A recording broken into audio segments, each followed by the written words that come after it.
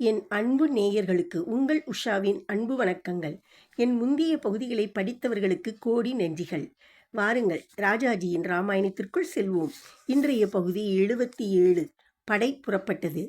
யாராலும் செய்ய முடியாத ஒரு காரியத்தை, ஏன் யாராலும் நினைக்கக்கூட முடியாத ஒரு காரியத்தை ஹனுமான் செய்து முடித்தான். இவனுக்கு நான் என்ன பிரதியுபகாரம் செய்து திருப்தியடைய முடியும் என்று ராமச்சந்திரன் ஹனுமானை கட்டி அணைத்து கொண்டு ஆனந்த கண்ணீர் விட்டான். பிறகு மேல் நடக்க வேண்டிய காரியத்தை பற்றி யோசித்தான். சுக்ரீவ, ஹனுமான் அற்புதமான காரியம் செய்தான். ராட்சசர்களால் காக்கப்பட்ட லங்கா நகரத்தில் புகுந்து சீதையைக் கண்டு அவளுக்கு தைரியம் சொல்லி அவளுடைய உயிரை காப்பாற்றினான். அவளை பற்றிய சேம சமாச்சாரம் கொண்டு வந்து என்னையும் காப்பாற்றினான். ஆனால் இப்போது சமுத்திரத்தை எப்படி தாண்டப் போகிறோம்? உன்னுடைய சேனை எவ்வாறு அக்கறை போய் சேர்வது? ராவணனுடைய நகரத்தையும் ராட்சச சேனையும் தாக்க வேண்டுமானால் முதலில் நாம் இந்த கடலை தாண்ட வேண்டுமல்லவா? இதற்கு வழி தோன்றவில்லை. ஹனுமான் செய்த பெருங்காரியமும் அதனால் உண்டான மகிழ்ச்சியும் இந்த கவலையில் கரைந்து போவதாக இருக்கிறது என்று சொல்லி கவலையில் மூழ்கினான். ராமனுடைய கவலையைக் கண்டு வானரராஜன், இதுவென்ன ராமனே, நீரும் இப்படி மனத்தளர்ச்சி அடையலாமா? உமக்கென்ன பயம்? இதோ என் வீரர்கள் இருக்கிறார்கள். இவர்கள் உமக்காக உயிரை கொடுக்க காத்திருக்கிறார்கள். சந்தோஷமாகவே உயிரை கொடுப்பார்கள் என்பது எனக்கு தெரியும். கவலைப்படலாகாது. கவலை அதைரியத்தை உண்டாக்கும்.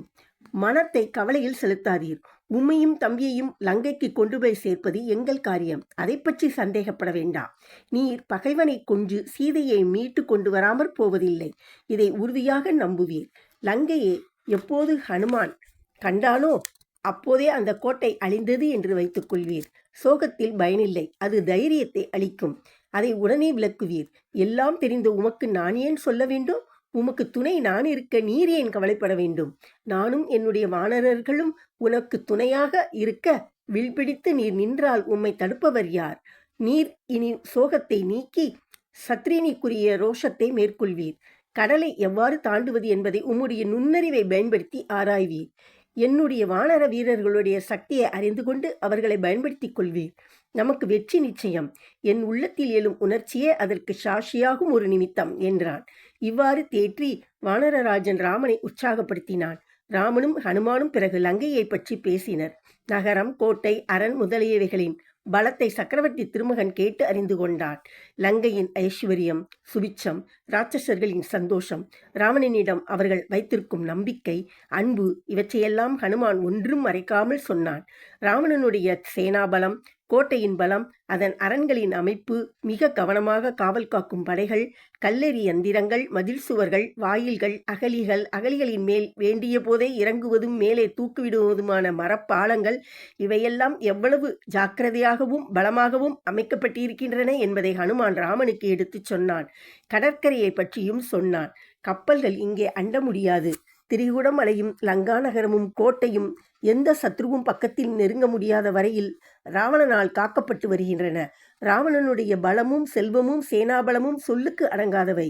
ஆகினும் நம் வானர சேனைக்கு இவற்றை எல்லாவற்றையும் அளிக்கும் சக்தி உண்டு என்று உறுதியாக இருப்பீராக. அங்கதன், திவிதன், மயிந்தன், ஜாம்பவான், பனசன், நீலன், நலன் போன்ற நிகரற்ற வீரர்கள் இருக்கிறார்கள். பெரும் படையும் இருக்கிறது. தரையை தீண்டாமல் மேலே கிளம்பிச் சென்று லங்கையை அழிப்போம். அதன் மலையரன், காட்டரன் இவற்றை நாம் பொருட்படுத்த வேண்டியதில்லை. உடைத்து நாசம் செய்வோம். நல்ல முகூர்த்தம் பார்த்து புறப்பட உத்தரவு கொடுங்கள் என்று ஹனுமான் சொன்னான். உத்தர பங்குனி நட்சத்திரன்று வெற்றி தரும் முகூர்த்தமான மத்தியான காலத்தில் வானரப்படை தெற்கு கடலை நோக்கி புறப்பட்டது. புறப்படும்போது நல்ல சகுனங்கள் கண்டார்கள். ராமனும் சுக்ரீவனும் லக்ஷ்மணனும் பேசிக்கொண்டு சென்றார்கள். நாம் புறப்பட்டோம் என்பதை சீதை அறிந்தால் தைரியமடைந்து உயிரை வைத்துக் கொண்டிருப்பாள் அல்லவா என்றான் ராமன். மார்க்கமறிந்த படை வீரர்கள் சிலர் முன்னால் சென்று போகும் வழியில் பகைவர்கள் மறைந்திருக்கிறார்களா என்று பார்த்து கொண்டு சென்றார்கள். பெரும் சேனைக்கு உணவும் தாகத்துக்கு தண்ணீரும் கிடைக்கும் பிரதேசமாக பார்த்து கொண்டு சென்றார்கள். வானரப்படை வெகு வேகமாக மலைகளையும் காடுகளையும் தாண்டி சென்றது. ராமனையும் லக்ஷ்மணனையும் வானர்கள் தூக்கிச் சென்றார்கள். சேனையில் உற்சாகம் பெருகி வளர்ந்தது. குதித்து கொண்டும் கர்ஜித்து கொண்டும் விளையாடிக் கொண்டும் வானரர்கள் சென்றார்கள். ராவணனை நான் கொள்வேன் என்று போட்டி போட்டு பேசிக்கொண்டு சென்றதை ராமன் கேட்டு உற்சாகமடைந்தான். நீலனும் குமுதனும் சேனைக்கு முன்புறமாக மார்க்கத்தை சோதித்து கொண்டு சென்றார்கள். பின்னாலும் சிறந்த வீரர்கள் சேனையை காத்து வந்தார்கள். ராஜா சுக்ரீவனும் ராம லக்ஷ்மணர்களும் சேனையின் மத்திய பாகத்தில் சென்றார்கள். வழியில் வந்த நகரங்களுக்காவது கிராமங்களுக்காகவது எவ்வித சேதமும் செய்யாமல் செல்ல வேண்டும் என்பது ராமனுடைய கண்டிப்பான உத்தரவு. படையின் கோஷம் சமுத்திரத்தின் சப்தம் போல் 8 திசைகளிலும் நிறைந்தது.